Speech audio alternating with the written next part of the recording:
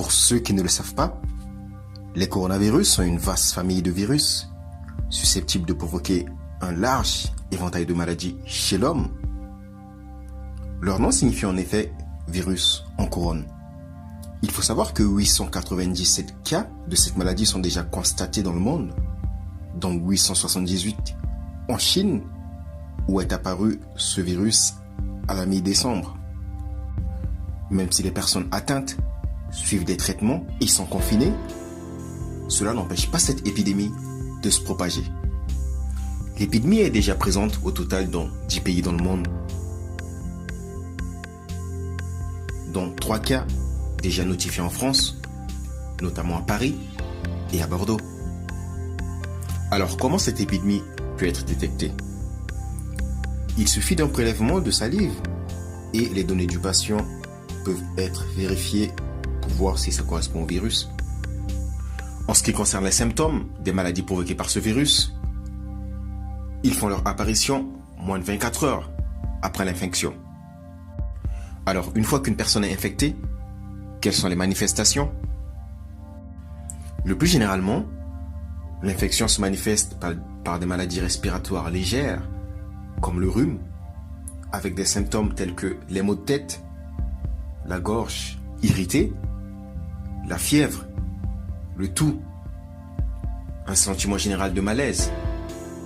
Si par malheur vous avez ces symptômes, pensez à aller consulter un médecin. Et maintenant, voyons comment ces maladies peuvent être traitées. La mauvaise nouvelle, c'est qu'il n'existe à l'heure actuelle aucun traitement spécifique pour ces maladies. Les traitements qui existent à l'heure actuelle sont plutôt symptomatiques. En l'occurrence, prendre des médicaments contre la fièvre et la douleur, se reposer, ne pas trop sortir. Mais une chose est sûre, c'est que vu que le coronavirus est de nature virale, cela enlève toute efficacité aux traitements antibiotiques ou bactériophagiques qui sont eux destinés aux infections bactériennes. Il n'existe également à l'heure actuelle aucun vaccin disponible pour une prévention. Cependant, quelques mesures de prévention existent à l'heure actuelle et vous pouvez les adopter dès maintenant. Alors en quoi cela consiste? Il vous sera primordial de vous laver les mains régulièrement avec de l'eau et du savon pendant au moins 20 secondes ou utiliser des solutions antiseptiques hydroalcooliques. Il faut aussi éviter de se toucher les yeux, le nez ou la bouche quand les mains ne sont pas lavées.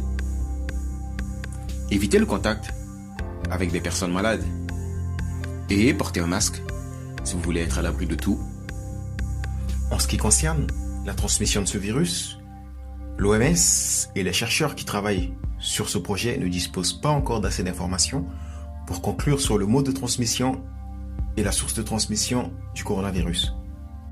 Cependant, d'après l'analyse des cas qui sont déjà répertoriés à l'heure actuelle, la transmission de ce virus nécessiterait un contact proche et prolongé avec une personne déjà malade. Ainsi, la meilleure façon de se protéger de ce virus, c'est d'éviter d'y être exposé.